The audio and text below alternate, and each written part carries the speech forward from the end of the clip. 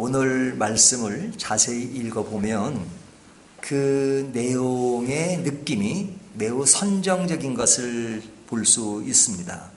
그래서 성경을 보면 우리가 성경을 읽는 것인지 아니면 삼류 연애 소설을 읽는 것인지 착각을 할 정도로 굉장히 선정적인 내용으로 이어지는 것을 볼 수 있어요. 물론 그 속 내용은 역사적입니다. 남유다와 북이스라엘 관계의 문제입니다. 두 사람이 하나의 나라인데 그들이 우상 숭배를 하고 또 그릇된 길로 가서 심판을 받는 그런 내용이니까 역사적인 사건을 다루고 있는 내용이죠. 하지만 그것을 비유적으로 설명할 때 굉장히 선정적으로 그리고 있는 겁니다. 그러니까 표현은 선정적인데 그 내용은 역사적이다, 이렇게 이해할 수 있죠. 결국 이 두 나라는, 유다는 BC 586년에 망하게 되고요. 누구에게 망하게 되죠? 바벨론에게 망하게 되고, 그 다음에 북이스라엘은 722년에 아수르에게 망하게 됩니다. 그런데 늘 강조하지만 나라가 망할 때는 망할 만한 이유가 있는 겁니다. 그 나라가 정돈되고 안정되고 그리고 모든 것이 괜찮은 상황에서 급격하게 망할 확률은 적습니다.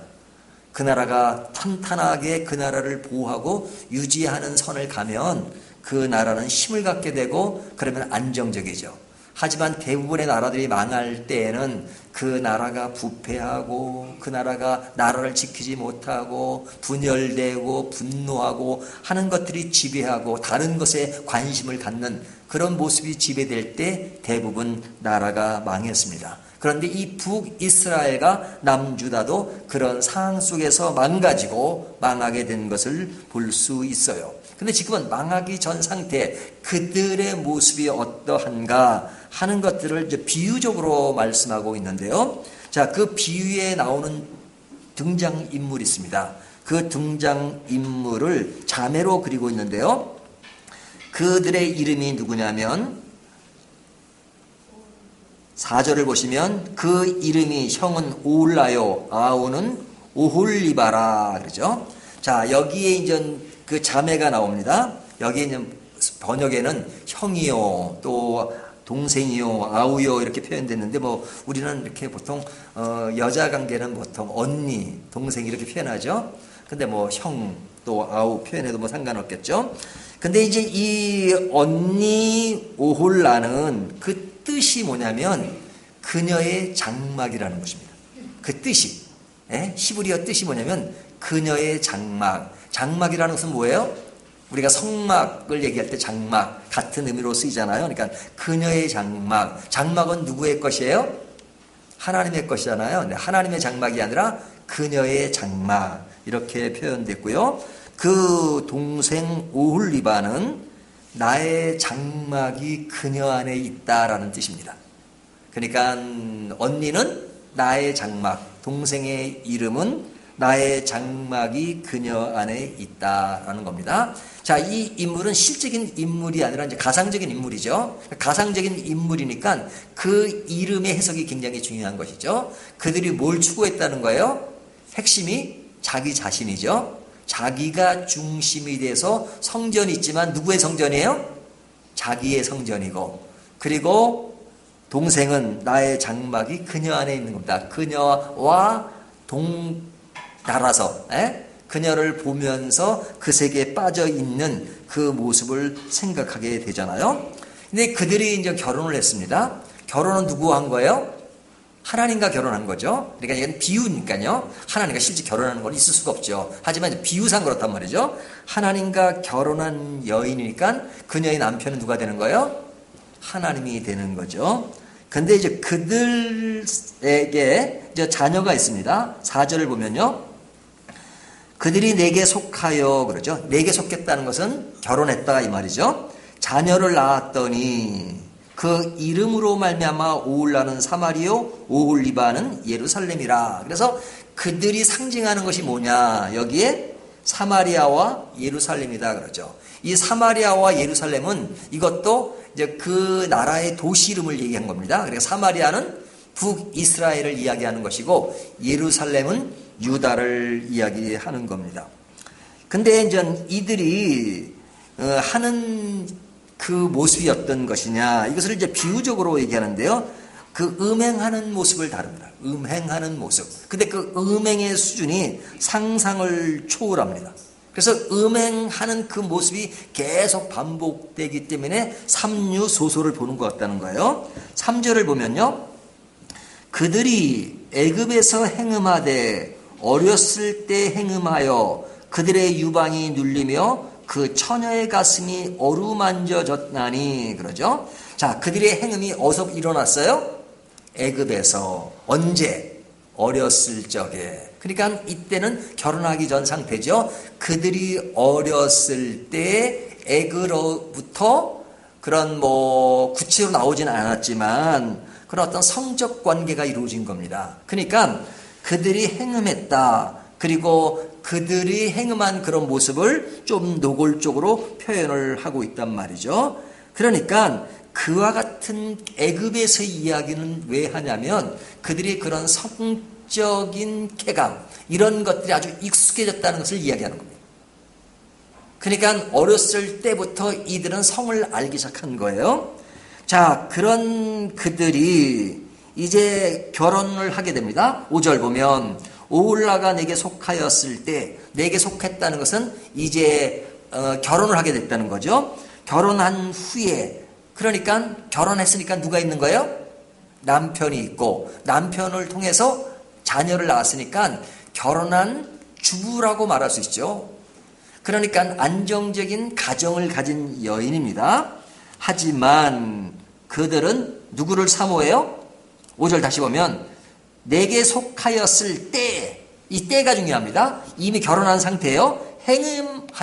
행음하여 그가 연애하는 자 곧 그의 이웃 아수르 사람을 사모하였더니 그렇죠? 자, 그가 결혼한 여자인데 누굴 사모했다고요? 아수르 사람을. 말하자면 이렇게 비유할 수 있습니다. 어떤 여자가 결혼했는데 그 옆집에 있는 남자를 좋아했다. 이런 말이에요.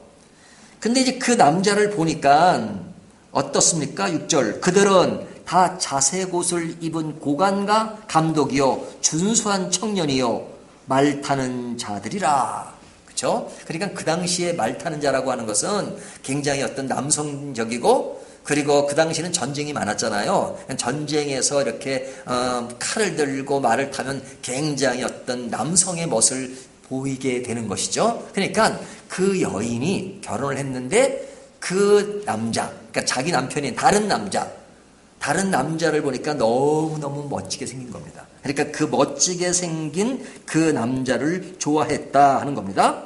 근데 이제 그런 남자를 가정생활을 하면서 마음으로만 좋아한 것이 아니에요. 뭘로 좋아했느냐? 실제로 좋아하는 것은 그녀가 익숙한 것이 있습니다. 그 익숙한 것을 어디서 배웠냐면 애굽에서부터 배웠어요. 어릴 때부터 그 여자는 성에 대한 것을 배운 겁니다. 그래서 7절에 보면 그가 아수르 사람들 가운데 잘생긴 모든 자들과 뭐하고요?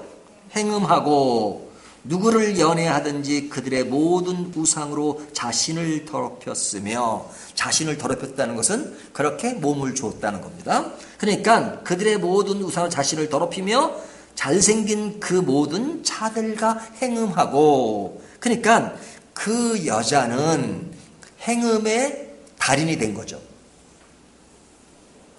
이미 많은 경험을 쌓았어요. 그래서 8절이면 그가 젊었을 때 애굽 사람과 동침함에 그 처녀의 가슴이 어루만져졌으며 그의 몸에 음란을 쏟음을 당한 바 되었더니 그가 그때부터 행음함을 맞이 아니하였느니라. 그것으로부터 당한 것이 계기가 되어서 계속해서 성에 대해서 갈망하고 성을 추구하고 성적인 매력에 빠지고 성이 그의 인생의 전부인 것처럼 생각할 정도의 사람이 됐다 이거죠. 그러니까 그가 성에 대해서 달인이 되었고 오직 그의 마음속에 몸속에는 성적 갈망이 그의 세계를 지배했다는 겁니다.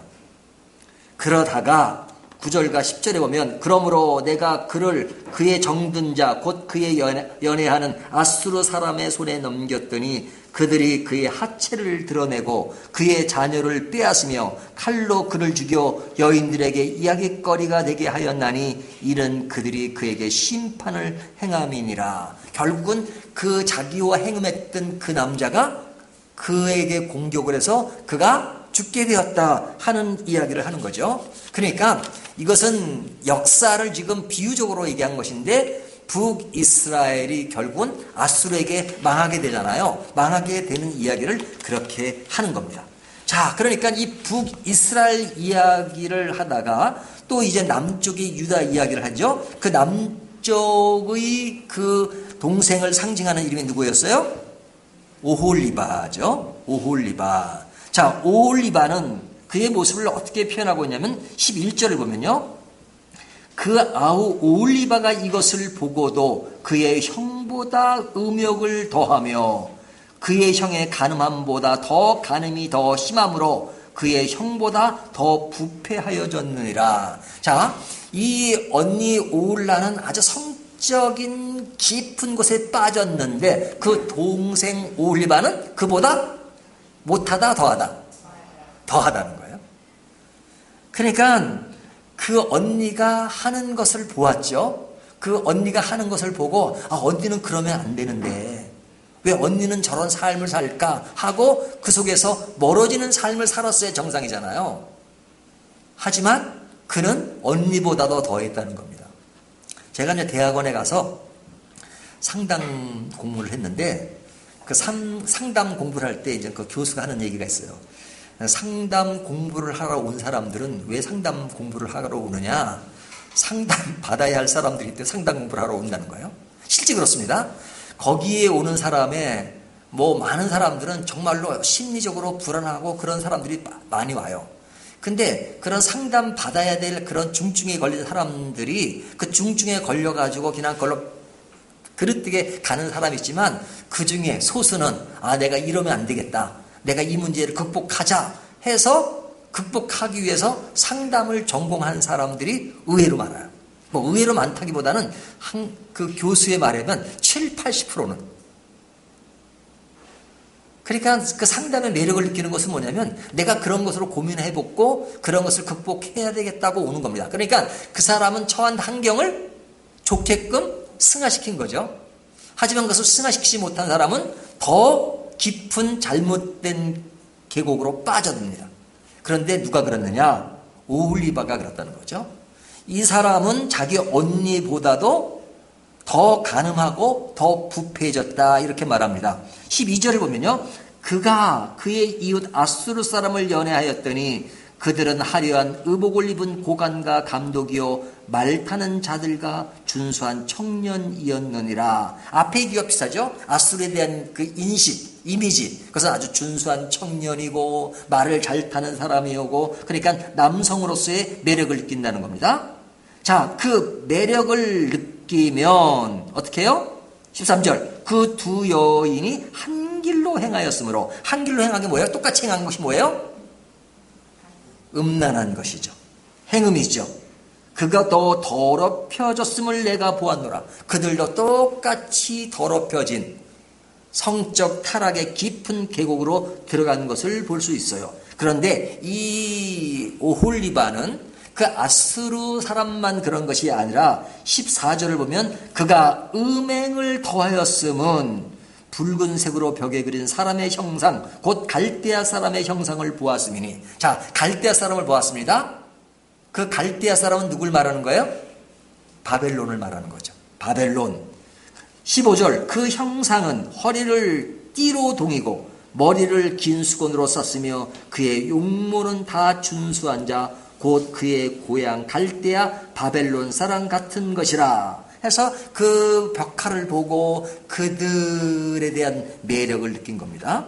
근데 여기서 느끼는 매력이라고 하는 것은 전체 문맥을 통해 보면 그들이 어떤 외모만 보고 그 외모 속에서 사랑을 느끼는 정도가 아니에요. 이 여인은 어떤 그런 이성적인 사랑 그리고 그런 겉의 매력을 느껴서 하는 사랑이 아니라 그가 추구하는 사랑은 어떤 사랑이에요? 너무너무 본능적인 사랑인 거죠. 그래서 사람이 멋있으면 뭘 생각해요? 아, 그 사람과 대화를 하고 그 사람과 정말 인생을 나누고 그런 것이 아니라 그 사람을 보고 매력을 느끼면 추악한 것으로 음란하고 그리고 음란의 세계로 빠지는 것. 그러니까 애굽에 있을 때는 그런 것을 배웠지만 이제는 배우는 정도가 아니라 그런 모습으로 사람을 유혹하고 그리고 그들에게 의존하고 늘 침상을 더럽히는 그런 모습을 생각한단 말이죠. 그러니까 그것으로 만족을 얻어요. 근데 그런 만족을 얻고 난 이후에는 어때요? 이제 만족을 얻었으니까 더 이상은 좋아하지 않아요. 17절 보세요. 바벨론 사람이 나와 연애하는 침상에 올라 음행으로 그를 더럽힘에 그가 더럽힘을 입은 후에 그들을 싫어하는 마음이 생겼느니라.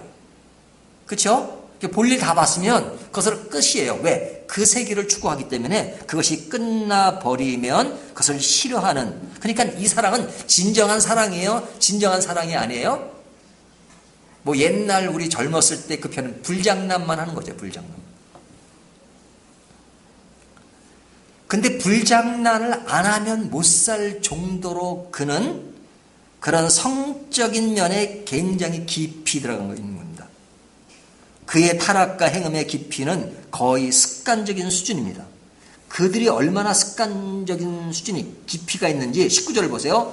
그가 그의 음행을 더하여 젊었을 때 곧 애굽 땅에서 행음하던 때를 생각하고 그러니까 그가 지금 결혼한 이후에도 늘 뭘 생각해요? 그 애굽에서 겪었던 그런 것들이 늘 머리를 지배하는 겁니다. 그때가 너무 좋았던 모양이에요.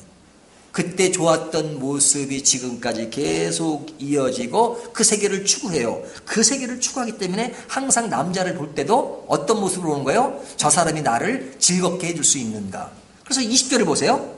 그의 하체는 나귀 같고 그의 정수는 말 같은 음란한 간부를 사랑하였도다. 자, 그의 마음을 사랑하고 그의 어떤 인간적인 것을 사랑한 것이 아니라 뭘 사랑했다 그래요? 하체는 나귀 같고 그의 정수는 말 같은 음란한 간부를 사랑하였도다. 그러니까 자기에게 성적 만족을 잘 시켜줄 수 있는 그 사람을 사랑했다 이거죠. 그러니까 이들은 완전히 그런 성적인 것에 매몰되어 있는 성적 쾌감에 인생을 건 사람이 되었다라고 말할 수 있는 거죠. 그러니까 늘 그들의 생활 속에는 예전에 행했던 행음하던 그것만 늘 생각을 해요. 21절 내가 젊었을 때 행음하여 애굽 사람에게 내 가슴과 유방이 어루만져졌던 것을 아직도 생각하도다.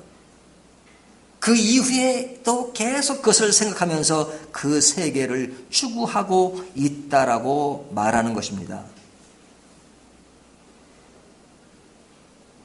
자, 이런 비유는 왜 드는 거예요?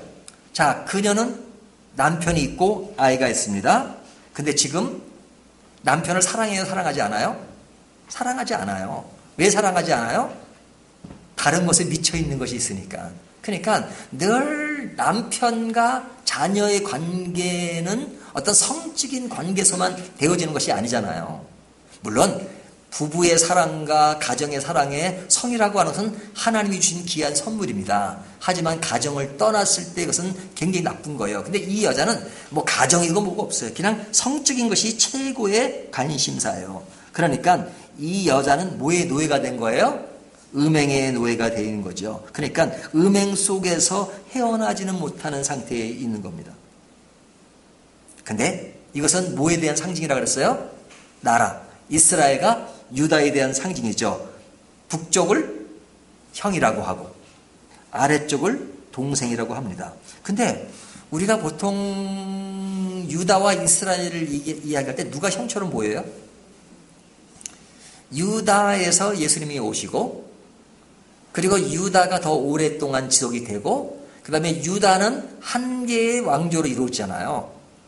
저 솔로몬 때부터 다윗서부터 쭉 한 개 왕조로 이어집니다. 시드기야 왕까지.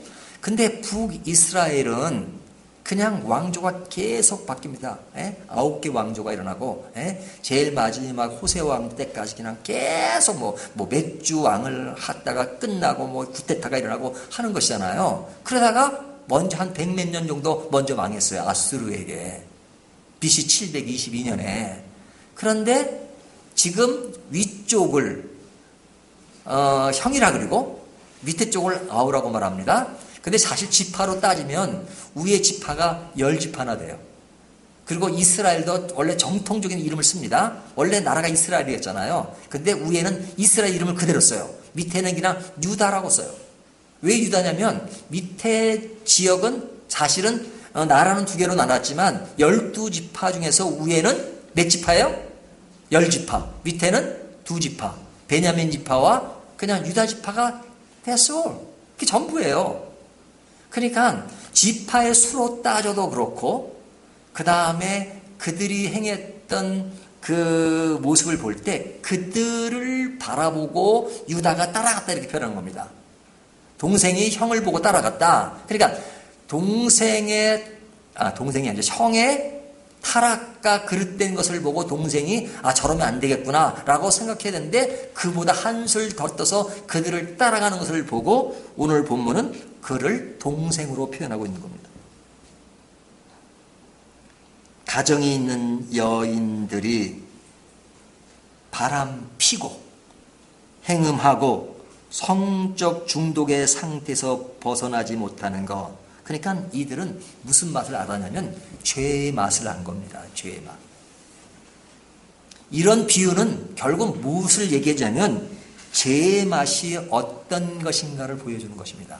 죄의 맛. 요즘 우리가 식사할 때 맛집 하잖아요. 옛날에 식당이라고 검색을 해야 되는데 요즘은 맛집이라고 검색을 해야 됩니다. 어떤 식당이 맛있게 음식을 만드는가. 그래서 그 음식이 맛있으면요. 그 음식점이 그냥 사람들이 없는 산속에서도 사람들이 그렇게 몰립니다. 그리고 외딴 데 있어서 사람들이 그 집을 일부러 찾아가잖아요. 그 맛의 매력을 사람들이 갖는 거죠. 요즘 방송을 보면 음식에 대한 것들이 많이 나오잖아요. 그 왜 그렇게 많이 나와요? 옛날에는 그런 게 별로 없었는데 옛날에는 뭐 음식점에 갈 그런 형편이 안 됐잖아요. 자기 혼자도 집에서 먹고 살기도 힘든데 다른 식당에 갈 여력이 없죠. 하지만 우리나라가 경제적으로 잘 살게 되니까 이제는 먹는 거 집에서 잘 먹고 그 다음에 자꾸만 이제 먹는 걸 잘 먹으니까 이제 집에서 떠나서 더 좋은 음식, 더 맛있는 거 자꾸 추구하고 산단 말이죠. 그러니까 맛을 안 겁니다. 음식의 맛을 하니까 그냥 집에서 먹는 맛으로만 끝나지 않아요. 자꾸 새로운 맛을 추구합니다. 더 좋은 맛, 더 좋은 맛, 더 새로운 맛.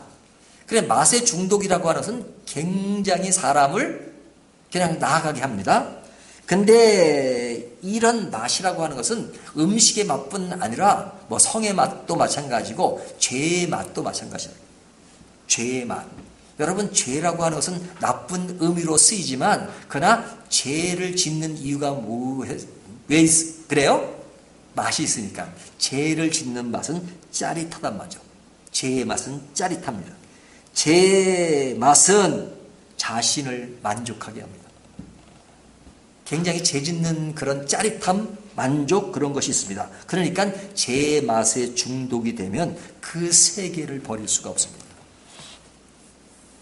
제가 뭐 예전에도 예를 들었지만 어떤 여인이 바람이 났는데 집사님이에요.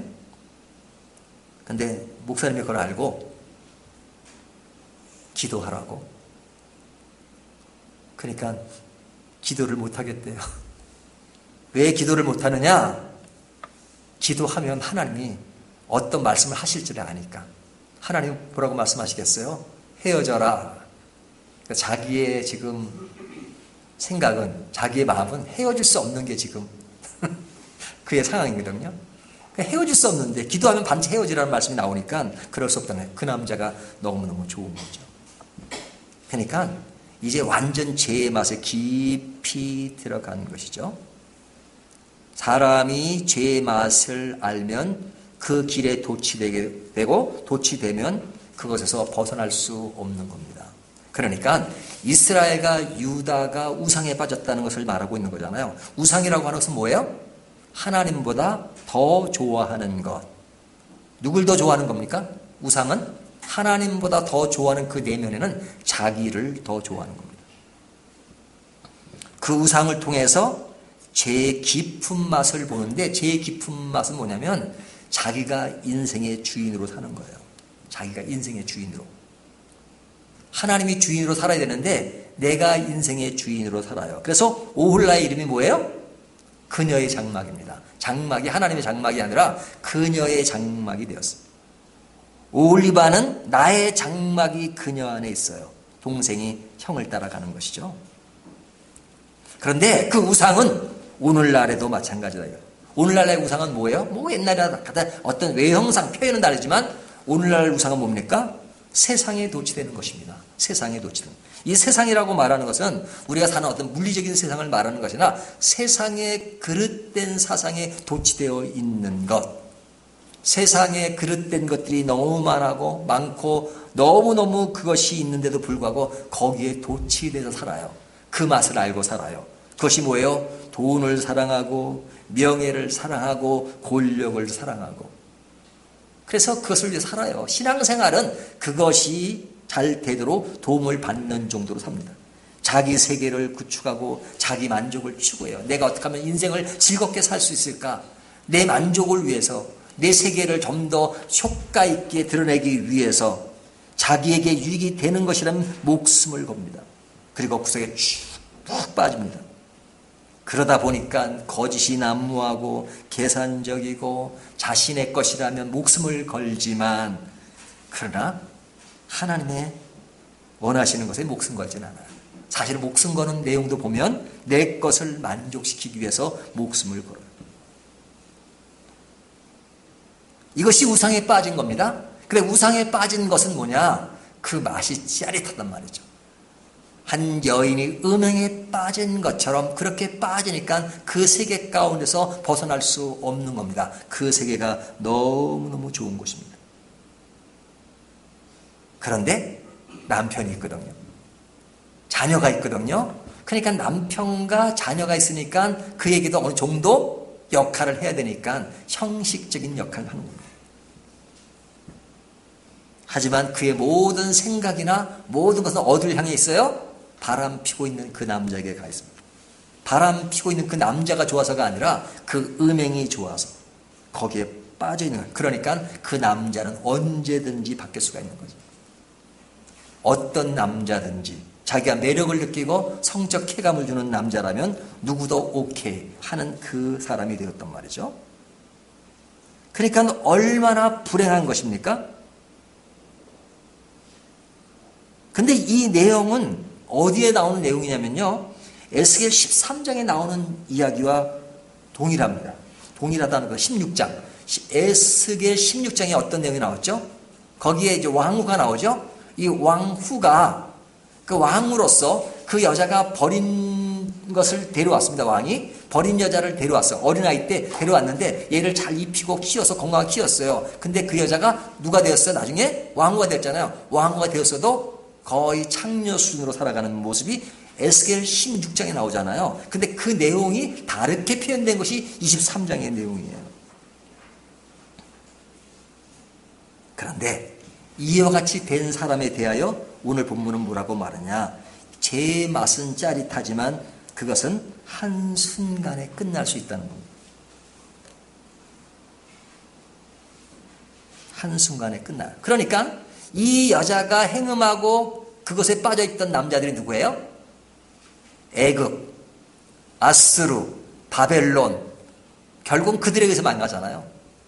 아스루에게 북이스라엘이 망하고 바벨론에게 유다가 망하고 그렇잖아요.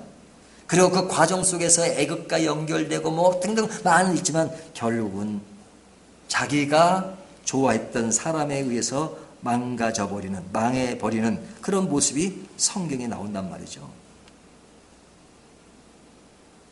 그러니까 이것이 우리에게 주는 교훈이 너무너무 큽니다. 여러분, 우리가 죄에 빠지는 것, 왜 빠지는가? 싫은데 빠지는 게 아니고 그 세계가 너무너무 좋기 때문에 빠지는 겁니다. 그런데 빠지다 보니까 진짜 사랑 없는 역할만 하는 겁니다. 남편도 사랑하지 않고. 그러다 보니까 뭐 애들한테 신경 쓸 수 있겠어요? 애도 사랑하지 않고. 또 연애하는 그 남자도 사랑하는 것은 아니에요. 성적 쾌감만을 위해서 하는 거죠. 그러니까 그 여자에게는 뭐가 없는 거예요? 사실은 사랑이 없는 겁니다. 그러니까 사랑이 없는 그 여인, 사랑이 없이 이루어지는 어떤 동물적인 행위만 있어요. 그렇다면 얼마나 심각한 것입니까? 그런데 이 이야기가 비유잖아요. 오늘날 우리들에게 주는 메시지가 뭔지 아십니까? 하나님을 사랑하지 않는 사람이 행하는 모든 것. 그렇죠? 그것은 뭐 교회 밖의 문제뿐 아니라 교회 안에도 그렇습니다. 하나님을 사랑하지 않는데 목사가 될 수 있어요? 없어요? 없다 그러시는데 있습니다. 하나님을 사랑하지 않는데 목사가 될 수 있어요. 하나님을 사랑하지 않는데 선교사가 될 수 있어요. 하나님을 사랑하지 않는데 장로가 될 수 있고 권사가 될 수 있고 집사가 될 수 있고 하나님을 사랑하지 않는데 교회 출석하는 교인이 될 수 있어요. 하나님을 사랑하지 않는데. 실제로는 하나님을 사랑하는 게 아니에요. 그냥 어떤 종교적인 생활에 도취가 되어서 그 속에서 뭐 이렇게 활동하고 하는 것이 그냥 그게 좋은 거예요. 종교적 행위가 좋은 거예요. 종교적 행위가 좋아요. 하지만 하나님의 이름을 부르긴 하지만 하나님을 사랑하는 건 아니에요. 그러니까 그 종교적 행위 속에서 그 속에서 즐거워하고 그 속에서 기뻐하고 행음하는 여인처럼 그냥 그것이 좋은 거예요. 그러나 하나님 사랑과는 전혀 관련이 없어요. 굉장히 열심인 것처럼 보이지만 그러나 그는 종교적 중독에 빠져서 죄에 마치 깊이 빠져있는 세계, 하나님이 없는 세계, 그것을 이야기하는 겁니다. 그러니까 이 에스겔에 계속 반복되는 이야기가 그 대상이 누구예요? 이스라엘이잖아요. 유다잖아요. 그들이 하나님에 대해서 계속해서 이와 같은 아주 삼류소설 같은 그런 표현으로 이들을 말씀하시는 이유가 뭡니까? 그들의 삶의 형태가 너무 저질이기 때문에. 그 저질은 뭐예요? 하나님을 사랑하지 않으면서 그들이 어떤 하나님의 백성이라고 행하는 그 태도가, 그래서 나타난 우상 숭배가 결국은 삼류소설에 나오는 아주 극한 본능에 움직이는 사람의 모습과 동일하기 때문에 이런 표현으로 이야기하고 있는 거죠. 그런데 이것이 우리들의 이야기는 아니라고 말할 수 있을까요? 이런 말씀이 나올 때마다 우리에게는 깊은 도전을 줍니다. 과연 나는 이와 다른 사람인가? 하나님을 사랑하지 않고 행하는 모든 것은 어디에 관심이에요? 본능에 관심입니다. 그러니까 외형적인 껍데기만 있는 겁니다. 종교적 행위만 있고, 종교적 배운 어떤 그런 정치, 종교적인 어떤 그런 그 모습 세계의 어떤 것들은 아주 익숙하죠. 하지만 하나님을 사랑하지 않아요. 그 하나님을 사랑하지 않고 열정적으로 행하는 종교 행위, 그것이 이들이 행했던 모습과 동일하다고 말씀하시는 겁니다. 그렇다면 얼마나 무서운 말씀입니까? 오늘 말씀을 생각하면서 우리들은 정말로 하나님을 사랑하고 그 하나님의 사랑 안에서 우리의 모든 삶이 본능에 움직이는 사람이 아니라 진정 가정으로 돌아가서 가정을 생각하고 하나님의 나라를 생각하고 그 안에서 신실한 믿음의 길을 키워나가는 저와 여러분이 되시기를 주님의 이름으로 축원합니다.